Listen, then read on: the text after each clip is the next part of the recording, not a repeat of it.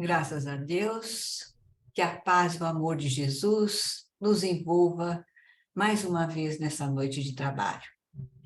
A mensagem de hoje tem o título de Necessidade Essencial, que Emmanuel destaca do Evangelho de Lucas, capítulo 22, versículo 32.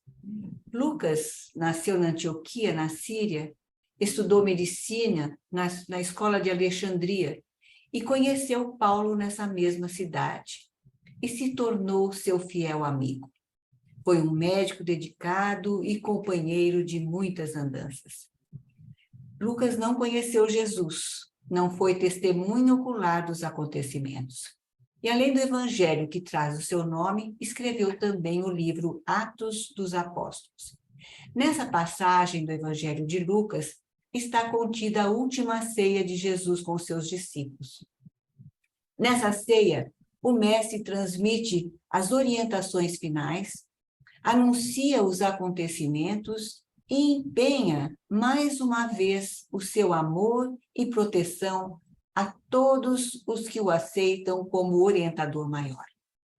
Às vésperas do Calvário, na última reunião com seus discípulos, percebendo as fraquezas de Simão Pedro, Jesus lhe disse, que é o versículo de destaque desta noite.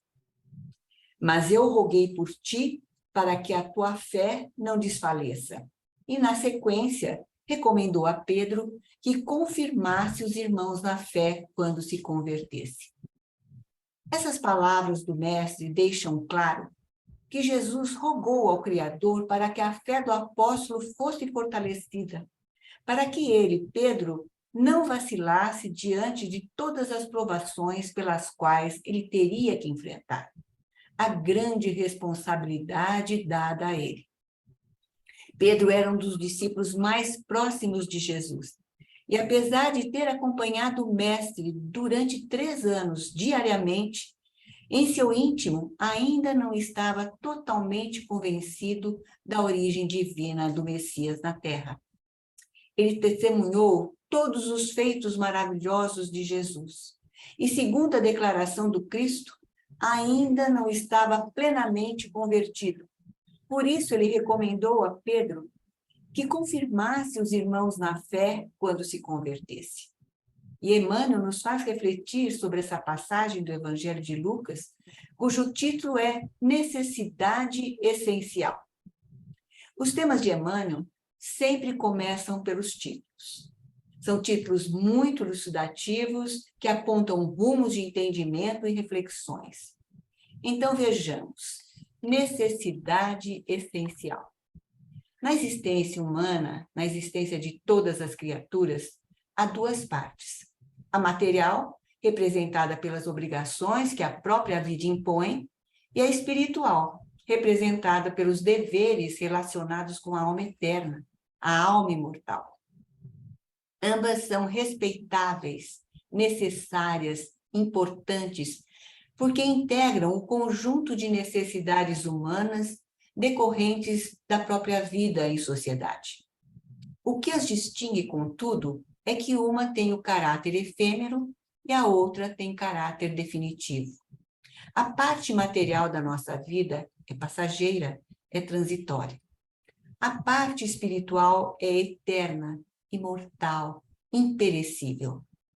Diz Emmanuel, comentando esse versículo de Lucas, que Jesus não intercedeu junto ao Pai para que não faltassem recursos materiais a Simão Pedro, mesmo sabendo da realidade de que todos os discípulos tinham necessidades de ordem material, tais como moradia, vestimenta, alimentação, por mais simples que fossem. No entanto, Jesus está preocupado com a fé do apóstolo. Ele pediu ao Pai para que Pedro não tivesse a fé enfraquecida. Diz Emmanuel que, dessa forma, Jesus salientou a necessidade essencial da criatura humana no que se refere à confiança em Deus, num círculo de lutas, num círculo de uma existência, onde todos os benefícios materiais estão sujeitos à transformação e à morte. Ou seja, não só no momento da desencarnação, no momento da morte, que nós deixamos tudo aqui. mas às vezes no ciclo de uma mesma existência.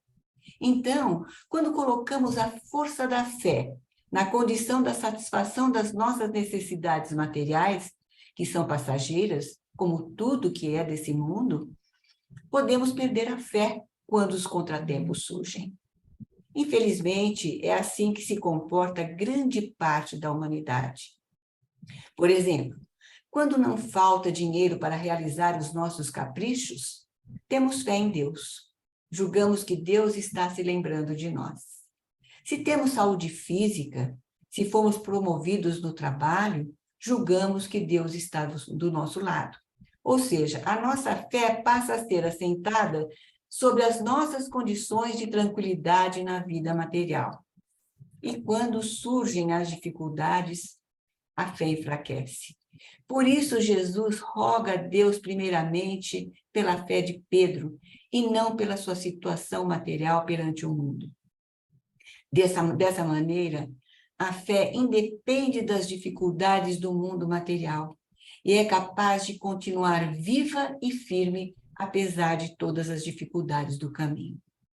E Emmanuel nos fala de como pequeninos acontecimentos, como a ingratidão de um amigo, um gesto impensado, a incompreensão de alguém, passa a ser motivo para a fé ficar abalada.